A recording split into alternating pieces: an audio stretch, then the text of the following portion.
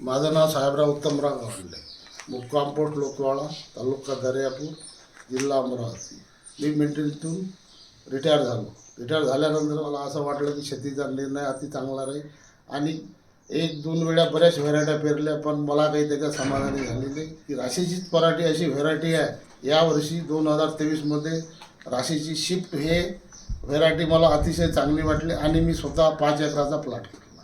5 एकराच्या प्लॉटमध्ये मी त्याला 3.5 फुटाच्या अंतरावर हे करून सऱ्या पाडून ते योग्यशीरप्रमाणे हे केली आणि त्याच्यानंतर मी एकराला 3 पाकीट टोपणी केली.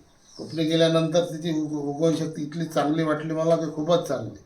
असं वाटे ना की बा याच्या अगोदर आपण जे पराठ्या पेरलं हे अगोदर जर व्हेरायटी आली असती तर आपण त्याचा खूप उपयोग केला असता.